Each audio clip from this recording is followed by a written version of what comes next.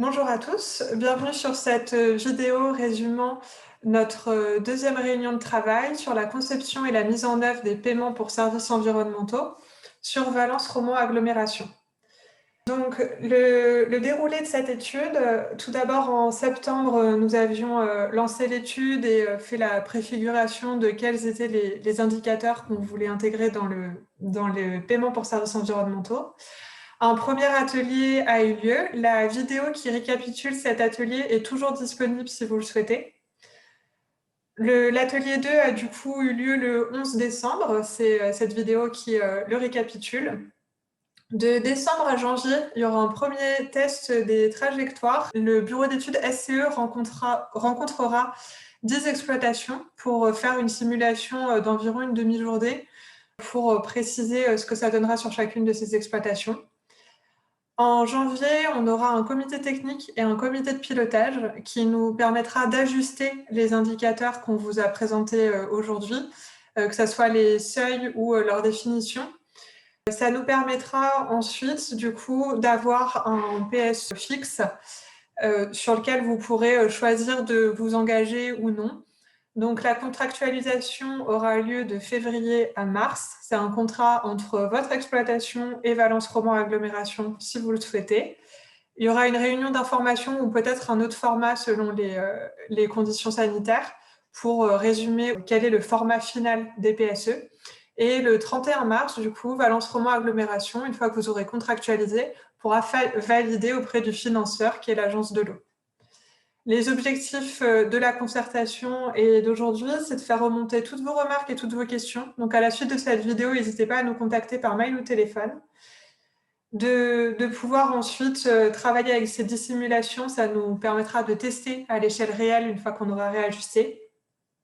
De finir d'ajuster en comité technique et pilotage pour que, donc, comme je vous l'ai dit, avant la contractualisation, vous puissiez avoir tous les éléments pour faire votre choix de contractualisation ou non. Les indicateurs qui sont obligatoires donc à l'échelle du bassin Rhône-Méditerranée-Corse. Alors, sachant que du coup, le dispositif est détaillé dans la première vidéo, comme l'a précisé Marion, et que vous pouvez aussi vous référer aux annexes qui seront envoyées en même temps que cette vidéo. Donc, ces 6 indicateurs font partie de 2 briques qui sont additionnelles. Donc, la brique des structures paysagères, dans laquelle on retrouve un indicateur sur le pourcentage d'infrastructures agroécologiques, ainsi qu'un indicateur sur le nombre de milieux présents. La deuxième brique est plutôt sur les systèmes de production agricole. Et dans cette brique-là, on trouve 4 indicateurs. Donc, dans chaque brique, on fait la moyenne à chaque fois. Et on va trouver donc, la diversité de la succession culturale, donc, le nombre de cultures différentes sur une même parcelle, dans la rotation. Le pourcentage de couverture des sols, qui est, à la fois qui est surtout sur la durée, voire sur le spatial pour les cultures pérennes notamment. Un indicateur sur la quantité moyenne d'azote minéral, ainsi qu'un indicateur sur l'indice de fréquence de traitement herbicide, du coup sur les cultures de l'exploitation. Donc ces indicateurs-là sont bien évalués chaque année pendant les 5 ans du PSE. Ils permettent du coup d'établir une note du coup pour chaque brique, sachant qu'on va valoriser à la fois la création, mais également le maintien. Donc des exploitations en fait, qui avaient déjà des pratiques qui vont au-delà des exigences du dispositif PSE pourront être rémunérées via cette note de maintien. Et tout ce qui sera créé en plus pourra être également valorisé. Et comme ce qu'on disait juste avant, les 2 briques sont bien additionnelles. Et du coup, on ne fait pas la moyenne entre les 2. Vous pouvez aussi avoir du coup des très bonnes notes sur une des briques et de moins bonnes notes sur la deuxième, et ça ne pénalisera pas en fait les efforts que vous avez faits sur l'une ou l'autre. Du coup, pour avoir justement cette valorisation, ces indicateurs doivent permettre en fait d'évaluer le service pour chaque exploitation. Et ce qui va se passer, c'est qu'on va comparer du coup la valeur de l'indicateur pour chaque exploitation par rapport à une valeur minimale et une valeur maximale. Donc la valeur minimale, en dessous, donc on ne rémunère pas en fait les pratiques. Et en fait, on va rémunérer le maintien et la création jusqu'au seuil maximal en fait, qu'on considère être l'objectif souhaité. Et à partir en fait, de ce seuil-là, les nouveaux efforts, pour le coup, ne seront pas valorisés. Donc le but, c'est d'être suffisamment aussi exigeant pour permettre de valoriser à l'intérieur en fait, de ces 2 seuils. Ils sont multipliés par des valeurs plafonds qui sont fixées à l'échelle nationale. Ça, vous pouvez vous référer du coup à la première vidéo qu'on a présentée. Et c'est bien sur du coup ces indicateurs et ces seuils qu'on est en train de travailler. C'est ce qui fait l'objet de cette vidéo. Les objectifs qu'on a aujourd'hui, c'est de pouvoir vous illustrer avec des trajectoires qu'on a collectées chez des exploitants. Qu'est-ce que ça donne concrètement, le PSE chez eux? Qu'est-ce que ça va donner en termes de notes sur chaque indicateur et en termes de rémunération? C'est avoir aussi votre avis là-dessus, car on est vraiment sur des seuils tests et sur des montants tests. Si la définition, les seuils des indicateurs ne vous paraissent pas pertinentes ou on oublie certains éléments, n'hésitez pas à nous le signaler, c'est justement l'objectif d'aujourd'hui. Donc le but in fine, ça sera de réajuster les seuils avec vous et puis aussi en Cotec et en Copil en janvier. Pour illustrer les différents cas, on a 3 profils. Un profil de maintien, parce que comme on vous l'a expliqué, il y a la création, mais aussi le maintien de bonnes pratiques qui peut être valorisé. Donc on vous montrera ce que ça donne. Un profil où on a un arrêt complet de la monoculture de maïs avec surtout peu de travail en fait sur le changement des pratiques, mais un gros travail sur le changement de l'assolement. Et le dernier profil, ça va être beaucoup de travail sur le changement des pratiques avec des diminutions de l'indice de fréquence de traitement et herbicides et la fertilisation minérale et un assolement qui restera à peu près le même. Donc ça vous permettra de voir dans ces 3 cas ce que ça donne. Les simulations, comme on vous l'a dit, c'est sur les hypothèses actuelles. Quand on n'avait pas l'info ou quand on avait besoin de simplifier pour que ça soit le plus compréhensible possible, on l'a fait. Donc voilà, ça ne sera pas forcément exactement ce que ça donnera dans les contrats finaux. Mais c'est la matière de notre discussion. Ce qu'il faut rappeler, c'est qu'il faut qu'on arrive à trouver la juste rémunération à la fois pour vous, pour que ça soit suffisamment attractif pour rémunérer les efforts qui seront engagés. Mais de l'autre côté, il faut qu'on soit aussi suffisamment ambitieux et exigeant, parce que le financeur est donc du coup l'agence de l'eau. Et en fait, l'objectif, c'est de redéposer une candidature. Enfin, l'agence de l'eau ne va peut-être pas valider l'ensemble des candidatures qui seront déposées. Donc, être suffisamment ambitieux, ça permettra peut-être aussi de gagner des chances en fait, d'être retenu et de permettre de vraiment déployer le dispositif sur le territoire. On va vous présenter très rapidement donc, les seuils qu'on a retenus. Donc, c'est des seuils vraiment provisoires à partir voilà, de plusieurs hypothèses. Ils ne sont pas parfaits, ils vont certainement évoluer avec le temps, vos retours et le retour du comité technique. Mais l'objectif, c'était surtout du coup de vous présenter avec des seuils déjà figés, qu'est-ce que ça pourrait donner en termes de rémunération. Donc, ils sont surtout là aussi pour donner à voir. Après, on les a aussi fixés grâce à des hypothèses et ce qu'on a pu voir sur le territoire. Donc, normalement, ça ne devrait pas être complètement décorrélé. Mais si vous voyez des choses qui vous choquent, au contraire, si vous pensez que c'est plutôt adapté, n'hésitez pas en fait, à nous faire ces retours-là. Donc, sur le domaine donc, de gestion des structures paysagères, donc, on a fixé donc, les IAE à 5% en seuil minimal. Donc, c'est le seuil réglementaire en lien avec du coup, les aides du coup, PAC. Donc, on ne peut pas aller en dessous. Et on a fixé le seuil maximal à 15%. Donc, pour le moment, ce sont des bornes qui sont recommandées, enfin, proposées à l'échelle nationale. Sur les nombres de milieux présents, donc on a proposé donc un seuil minimal de 4 et un seuil maximal de 8. Donc, c'est 4 milieux différents sur l'exploitation et 8 milieux différents. Donc, je vous invite à vous référer à l'annexe pour avoir la liste du coup, des milieux et des IAE. Il se trouve que voilà, ce sont pareil des seuils qui ont été proposés du coup, dans les guides nationaux, mais il se trouverait que sur votre territoire, vous soyez plutôt autour de 8. Donc, la question, c'est est-ce qu'il faut augmenter du coup, ce seuil pour permettre de rémunérer la création. En fait. L'autre élément qu'il faut avoir en tête, c'est que nous avons pondéré plus faiblement l'indicateur nombre de milieux présents afin vraiment de maximiser la rémunération sur les IAE, qui peuvent être vraiment coûteuses, notamment pour l'implantation de haies. Et à l'inverse, justement, le nombre de milieux présents, on peut gagner un point avec l'implantation d'une prairie temporaire. Donc, voilà, l'idée, c'était vraiment de favoriser les IAE. On est preneur de vos remarques là-dessus si vous pensez que cette pondération est trop restrictive. Ensuite, là, on est sur la brique sur des pratiques agricoles. Donc, le premier indicateur dont on vous avait parlé, c'est la diversité de la succession culturelle. On a un seuil minimal qui est actuellement à 3, qu'on a fixé par rapport en fait au nom minimal de cultures différentes qui est demandé sur une exploitation par la PAC, donc 3. On se disait que c'était un seuil assez bas encore de demander à ce qu'elles se succèdent pour qu'on ait un minimum de diversité de 3. Ensuite, le seuil maximal, il est à 5. Ce seuil maximal, il a été fixé par rapport à l'observation du registre parcellaire graphique à l'échelle du territoire. Ensuite, on a le pourcentage de couverture des sols. Vous pourrez le retrouver en annexe, c'est encore en discussion, sa définition. L'objectif qu'on aimerait atteindre en définissant cet indicateur, c'est d'aller au-delà des exigences réglementaires, parce que la plupart des exploitations du territoire ont des parcelles en zone vulnérable nitrate, et donc avec la directive nitrate qui s'applique. Donc aller au-delà de cette réglementation, et de favoriser, en fait, principalement dans les intercultures longues, l'allongement des couverts vivants. Donc ça peut être la mise en place de prairies temporaires de luzerne au maximum de couverture. Ça peut être des semis sous couvert de maïs, par exemple, qui vont permettre d'avoir des couverts assez longs dans le temps. Ou encore de faire des couverts cipants plus classiques, mais en les implantant, en les détruisant plus tard. C'est complètement différent sur les cultures pérennes, type arboriculture vigne. Et donc là, c'est par rapport à l'enherbement.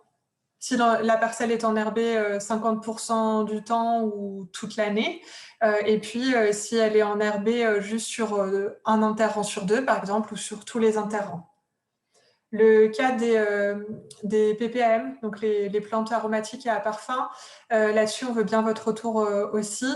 Nous, on a considéré que l'enherbement de ces cultures était plutôt rare, en fait, et du coup, qu'il y avait peu de marge de manœuvre là-dessus. Donc, on a souhaité les exclure pour pas pénaliser. Si c'est une pratique qui vous paraît faisable et pertinente et à encourager, on est preneur de vos retours. Maintenant, on va retrouver deux autres indicateurs qui sont plutôt liés donc, aux intrants. Donc, le premier est lié à la quantité moyenne d'azote minéral. Du coup, dont le seuil maximum dépend en fait si on se place dans les surfaces assolées, donc grandes cultures, etc., ou les cultures pérennes, notamment tout ce qui est arboriculture. Donc, on a fixé le seuil max pour les surfaces assolées de 150 unités d'azote minéral par hectare en moyenne et de 85 pour les pérennes. Et dans les deux cas, l'objectif est d'arriver pour le moment à 0 unité d'azote minéral, sachant que ça ne veut pas dire que, enfin voilà, vous pouvez gagner quand même des points et de la rémunération si vous êtes situé en deçà de ces seuils sans pour autant arriver à 0.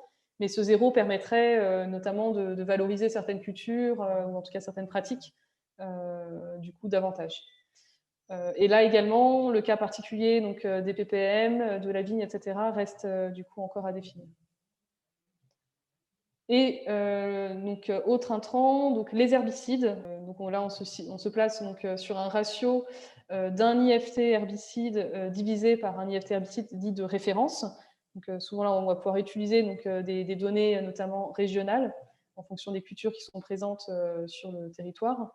Et dans les deux cas, donc, ce ratio, on doit partir de 1 et arriver jusqu'à 0. Donc, pour le moment, hein, ce sont les seuils proposés, ils peuvent évoluer.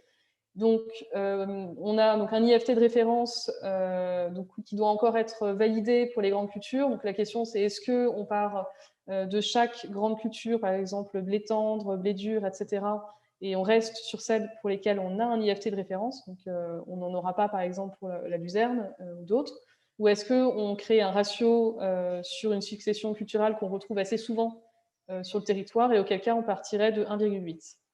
Pour les pérennes, on va se baser effectivement culture par culture, parce qu'on a vraiment des différences importantes entre un noyer, voilà, des abricotiers, etc.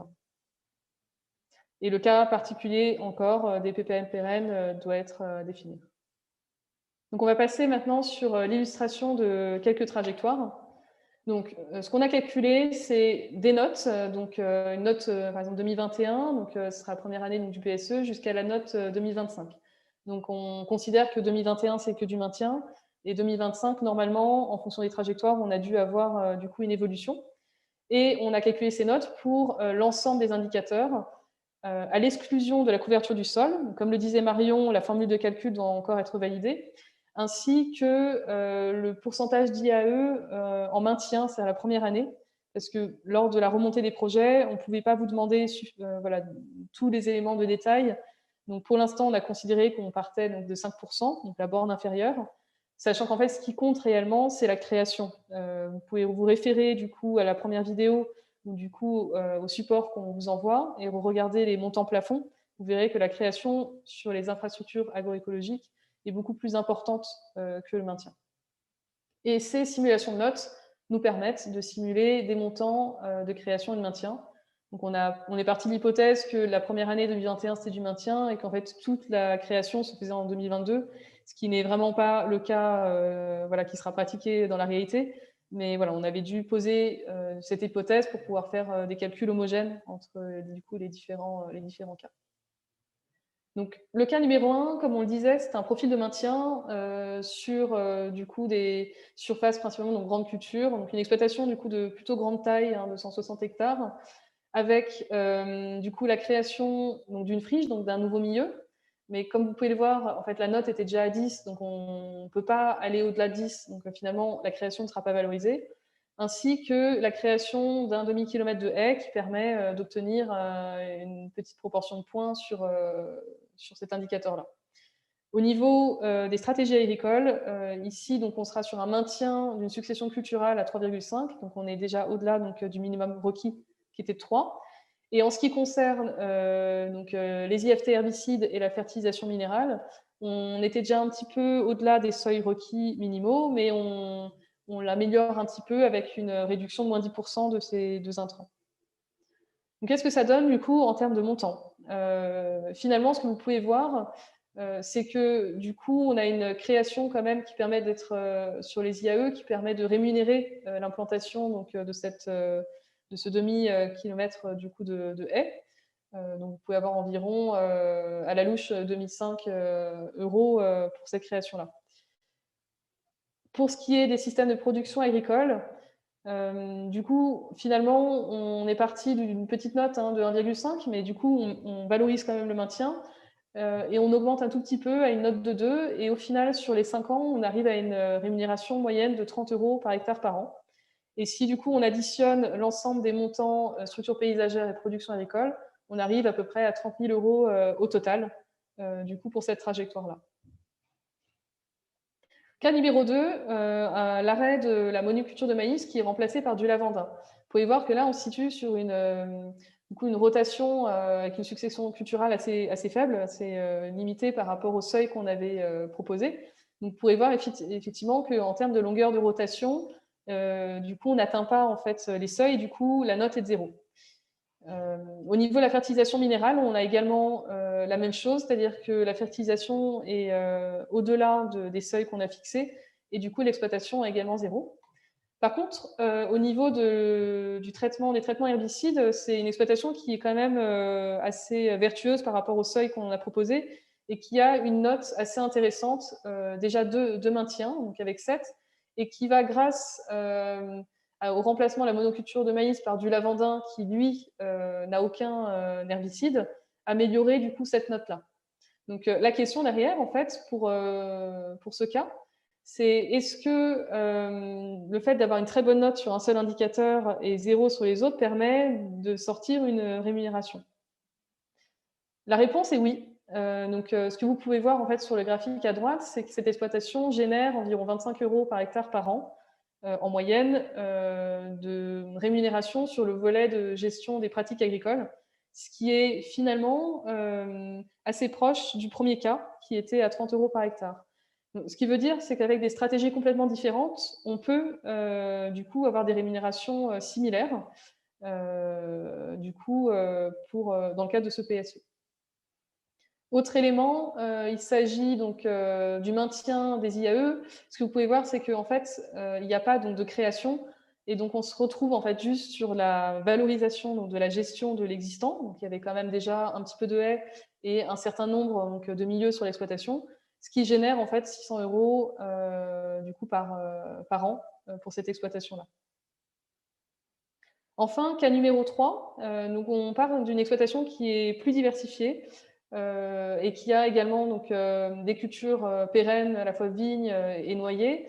Donc, cette exploitation-là va créer du coup plusieurs, à la fois des milieux, donc les prairies temporaires, ce qui permet d'améliorer la note, et va créer également une parcelle d'agroforesterie, ce qui permet d'avoir du coup pareil une note de création sur les IAE.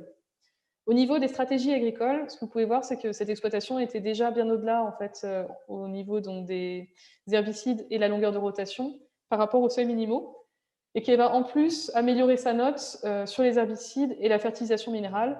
Donc on parle de moins 50% d'herbicides sur les grandes cultures et de passage à zéro en arboriculture et vigne, et de moins 65% environ sur la fertilisation minérale en grande culture.